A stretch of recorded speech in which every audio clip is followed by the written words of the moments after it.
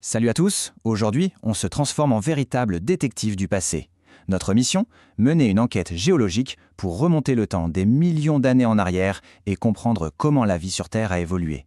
On va explorer ensemble l'histoire de ce qu'on appelle la biodiversité. Alors prêt? C'est parti pour ce voyage dans le temps.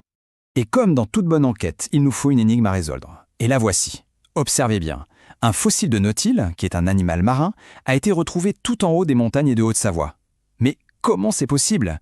Un animal marin au sommet d'une montagne? C'est cette question qui va être le fil rouge de notre exploration. Pour percer ce mystère, on va devoir examiner les preuves. Et dans notre cas, les preuves, les indices, ce sont les fossiles. Ils sont vraiment la clé de toute notre enquête. Mais avant de foncer tête baissée, un petit mot super important, la biodiversité. Qu'est-ce que c'est au juste? Eh bien, c'est tout simplement la variété de tout ce qui est vivant. Ça comprend les différents milieux de vie, comme les forêts ou les océans, toutes les espèces d'animaux et de plantes, et même les petites différences qu'on trouve entre les individus d'une même espèce. C'est cette incroyable richesse qu'on va suivre à la trace. Et voilà nos fameux indices. Un fossile, c'est un peu comme un message dans une bouteille envoyée du fin fond du passé. C'est un morceau de vie, un reste ou même juste une empreinte qui a été piégée et conservée dans la roche. C'est la preuve irréfutable que quelque chose ou quelqu'un était là bien avant nous. Mais alors, comment ça se fabrique un fossile? C'est un processus super long et assez rare. Tout commence quand un organisme meurt. Pour avoir une chance de devenir un fossile, il doit être enseveli très très vite par des sédiments. De la boue, du sable, peu importe. Ensuite, imaginez que pendant des millions d'années, des couches et des couches de sédiments viennent s'ajouter par-dessus. Ça crée une pression énorme. Et cette pression, avec le temps et des réactions chimiques, va transformer les restes en pierre. Enfin, bien plus tard, les mouvements de la croûte terrestre ou l'érosion peuvent faire remonter ce trésor à la surface pour qu'on puisse le découvrir. Et ce qui est génial avec ces fossiles, c'est qu'ils ne nous montrent pas juste des squelettes. Non, en les étudiant, les scientifiques peuvent carrément reconstituer des mondes entiers, des paysages qui ont complètement disparu aujourd'hui. Prenons un exemple concret, le site de Gandaillé, en Auvergne. Aujourd'hui, voilà à quoi ça ressemble, une carrière de roches. Mais les fossiles qu'on y trouve nous racontent une toute autre histoire. Il y a 33 millions d'années, à cet endroit précis, il y avait un immense lac qui grouillait de vie. Le changement de décor est radical, n'est-ce pas? Donc, la grande idée à retenir ici, c'est que la surface de notre planète et la vie qu'elle abrite sont en constante transformation. Rien n'est figé. Les paysages d'hier ne sont pas ceux d'aujourd'hui, et la biodiversité qui va avec non plus. Pour s'y retrouver dans cette histoire qui dure des milliards d'années, les scientifiques ont créé un outil, l'échelle des temps géologiques. C'est un peu le calendrier de la Terre. Il est découpé en grandes périodes qu'on appelle des ères.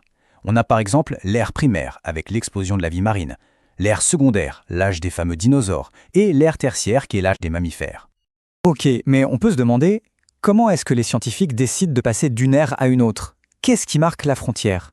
Eh bien la réponse, ce sont des événements dramatiques, ultra-violents, qui ont secoué la planète, les crises biologiques. Une crise biologique, c'est une période où la vie sur Terre subit une extinction de masse. Une très grande partie de la biodiversité disparaît brutalement, à l'échelle des temps géologiques bien sûr. Ces catastrophes sont si énormes qu'elles servent de marqueurs, de coupures nettes pour dire « voilà, ici se termine une ère et une nouvelle commence ». Pour vous donner une idée de la violence de ces événements, la plus grande crise qu'on connaisse, survenue il y a 250 millions d'années, a fait disparaître plus de 95% de toutes les espèces marines. Vous imaginez? 95%!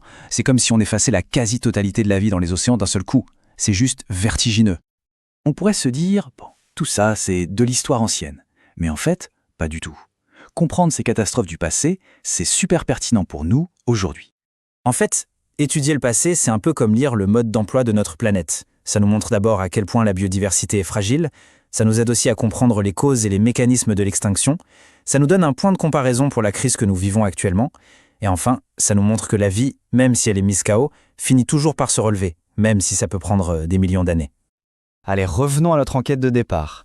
Maintenant qu'on a tous ces éléments en main, comment est-ce qu'on résout le mystère de notre fossile de nautile retrouvé au sommet d'une montagne? Eh bien, le verdict est tombé, et il est spectaculaire. Si on trouve un fossile marin là-haut, c'est tout simplement parce que cette montagne était autrefois un fond marin. Oui, des forces géologiques colossales ont poussé, plié et soulevé le plancher de l'océan sur des millions d'années pour former les Alpes. Notre montagne est en fait une ancienne mer qui a été retournée. Finalement, c'est ça la magie des fossiles. Ce ne sont pas juste de jolis cailloux, ce sont les preuves gravées dans la pierre, les pages d'un livre qui nous raconte l'histoire incroyable et sans cesse en mouvement de notre planète. Bon, avant de se quitter, un petit récapitulatif pour être sûr que tout est clair. Voici ce qu'il faut absolument retenir de notre enquête géologique. Alors, 4 mots-clés à bien avoir en tête.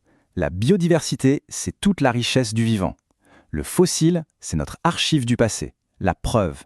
Le paléenvironnement, c'est un paysage ancien qu'on a pu reconstituer grâce aux indices. Et la crise biologique, c'est une extinction de masse qui change complètement les règles du jeu pour la vie sur Terre. Toute cette histoire nous apprend une chose fondamentale. La vie est incroyablement tenace. Même après les pires catastrophes imaginables, elle trouve toujours un moyen de revenir, de s'adapter. Mais ça nous laisse avec une question essentielle pour notre propre époque. La vie s'en sortira toujours, mais à quel prix pour nous et pour le monde demain ?